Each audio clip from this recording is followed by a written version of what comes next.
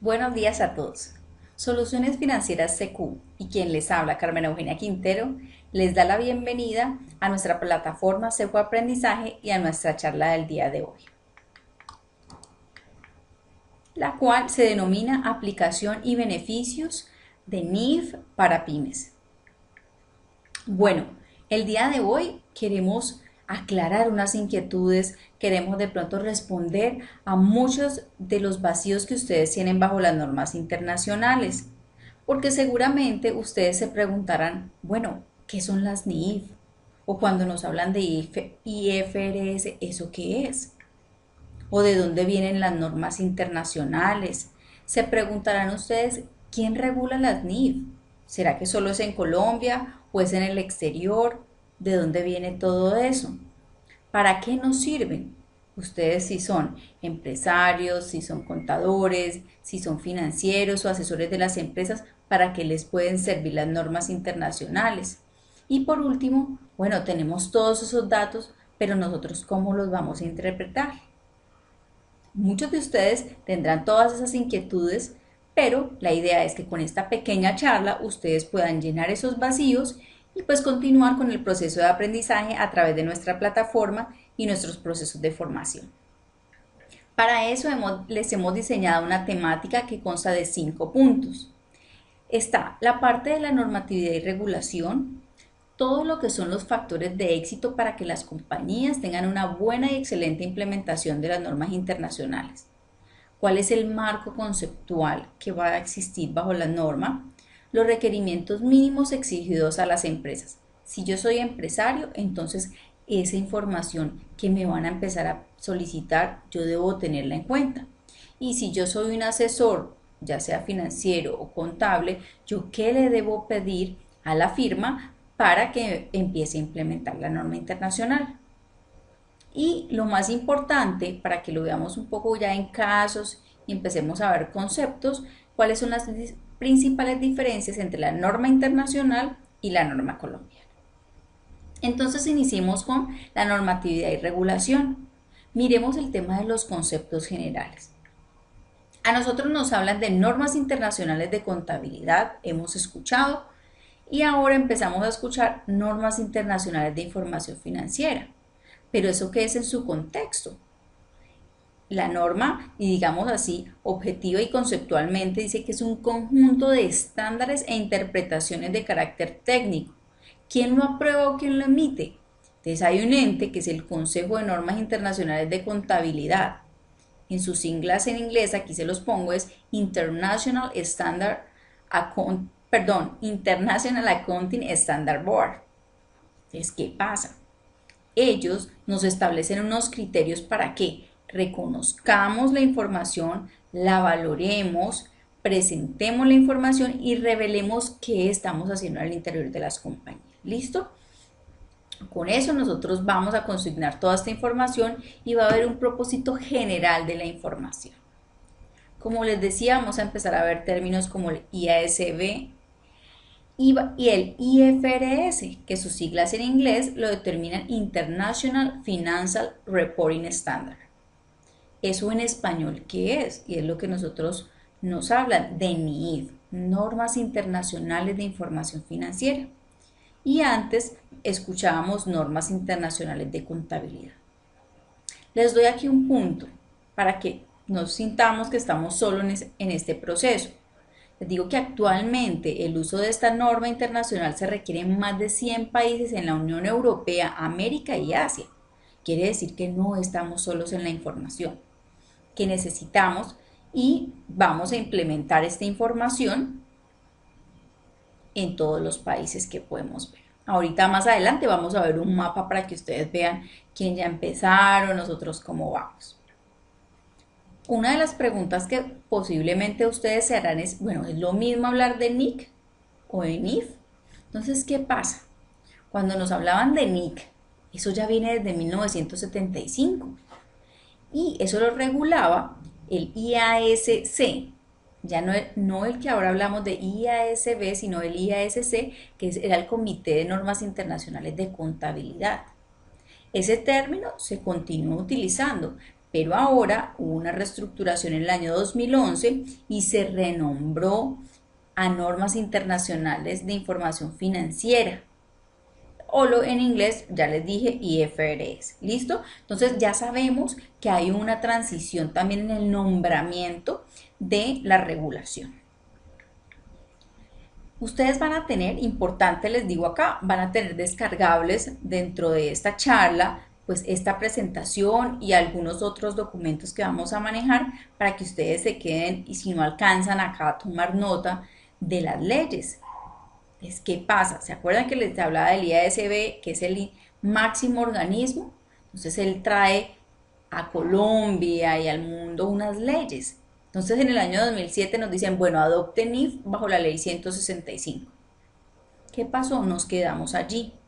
Pero en el 2009 se establece el Consejo Técnico de Contaduría Pública y dice, bueno, ya, hagamos la ley 1314. Y bajo la ley 1314, en Colombia dijeron, hagamos 3 grupos. Dividamos esto porque no es lo mismo hablarle a las grandes ni a las medianas que a las pequeñas empresas. Entonces dividieron en 3 grupos. El grupo número 1, que es lo que hablamos de NIF plenas o hablamos de grandes empresas, está bajo el decreto 2784 de 2012. Y pues digamos algo que nos llama la atención es que ese mismo año se generó el grupo 3 de las microempresas bajo el decreto 2706. Pero posteriormente en diciembre del 2013 se modificó bajo el decreto 3019. Y como hubo tanta polémica, se tardó un poco, un año después, en diciembre del 2013, bajo el decreto 3022, se instauró el grupo número 2, que es el NIF para pymes, que es lo que estamos hablando. Entonces, punto número 1, a leernos el decreto 3022 o mirar los puntos más relevantes para que sepamos, bueno, esto qué nos dice, qué viene detrás de todo esto, ¿listo? Entonces, cuando nos hablaron del decreto, pues empezaron los grupos a dividirse. Y esos grupos tienen unas reglamentaciones y unos condicionamientos. ¿Cómo lo vamos a clasificar? Entonces, el grupo número 1, las plenas, si ustedes les preguntan, entonces llega el empresario y tiene la duda, bueno, ¿yo qué grupo soy? Usted le dice, bueno, ¿usted es emisor de valor? ¿Sí o no? ¿Usted es una entidad pública? Entonces dice, bueno, si soy un emisor de valor, qué pena, usted ya es grupo grande, es una empresa grande, es grupo número 1. Si es entidad pública, entonces ahí también sería grupo número 1. Y hay otros requisitos, esto lo van a tener ustedes. Entonces le dicen, bueno, usted tiene más de 200 empleados, sus activos totales superan los 30.000 salarios mínimos legales vigentes, que en ese momento estaban en 616.000. Entonces empezamos a evaluar cada uno de estos parámetros y empezamos a validar.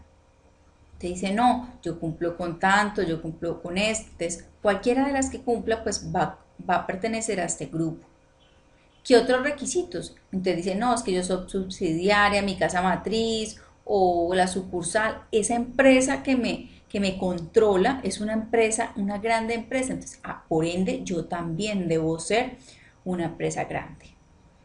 Y con el tema de las importaciones y las exportaciones es, bueno, yo importo. Ah, sí, es que yo soy importador, pero ¿cuántos representan sus importaciones? No, 90%. Entonces, como supera el 50%, yo ya pertenezco a este grupo. Lo mismo las exportaciones. Ah, es que yo exporto. ¿Y usted cuánto exporta? No, el 100% de lo que yo manejo de mi comercialización es exportación. Entonces, como es más del 50%, entonces aquí va a validar la información y puedo pertenecer a este grupo número 1. Como les dije que en ese mismo año se generaron las microempresas, miremos quiénes pertenecen a los microempresarios. Dice, no, es que yo tengo menos de 10 trabajadores. No, es que yo tengo unos activos totales menores a 308 millones o 500 salarios mínimos mensuales legales vigentes. Aquí excluyen la vivienda, porque muchos microempresarios, pues de pronto son personas naturales con establecimiento, están obligados a presentar contabilidad, pero le pueden excluir la vivienda.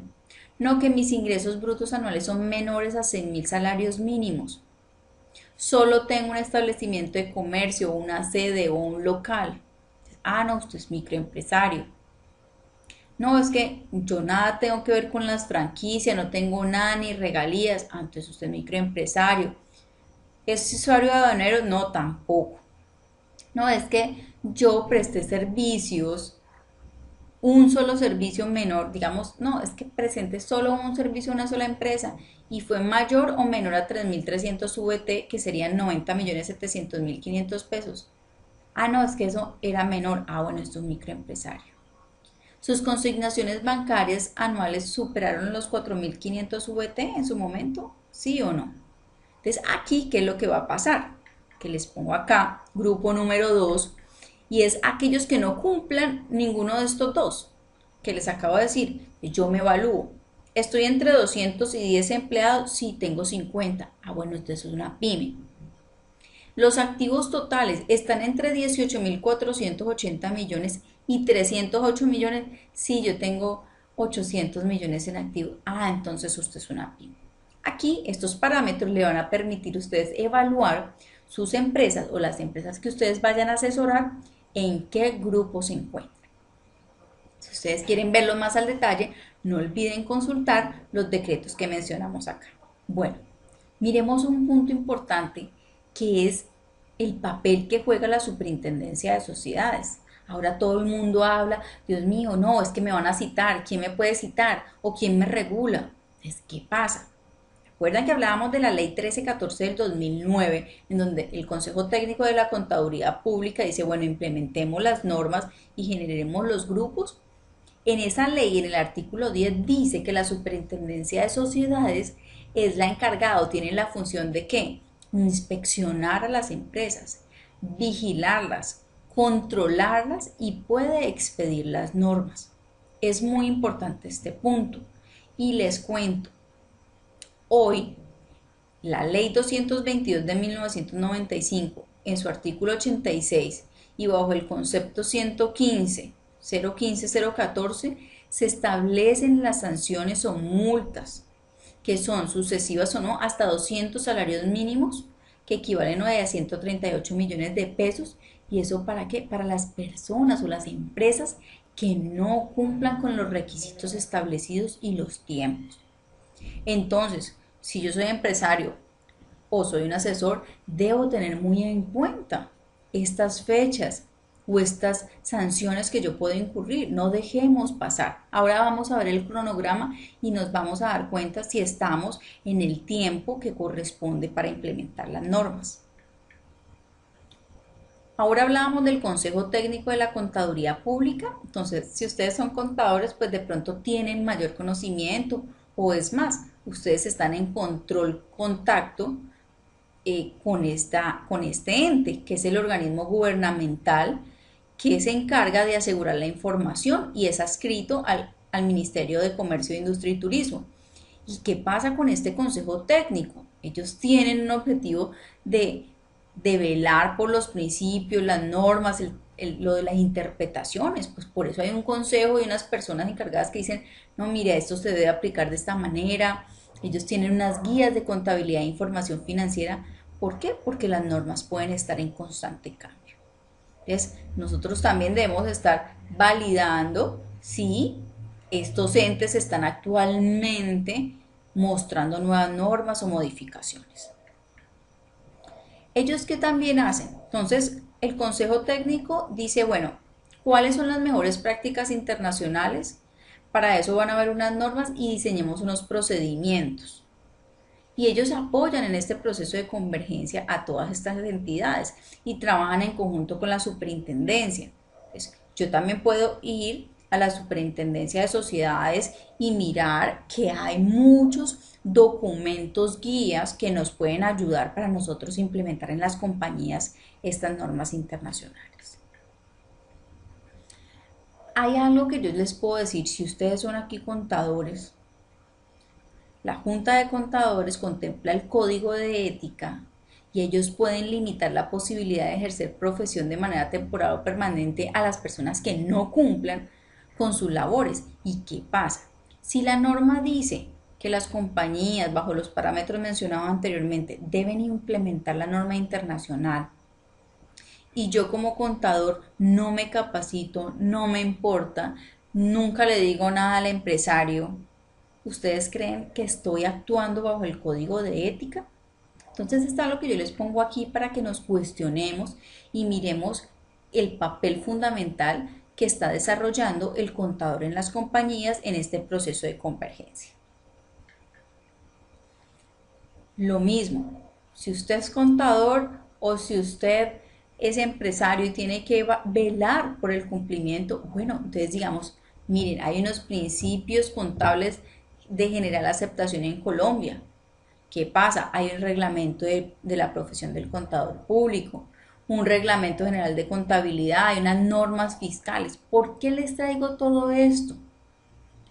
Por lo que les acabé de mencionar anteriormente.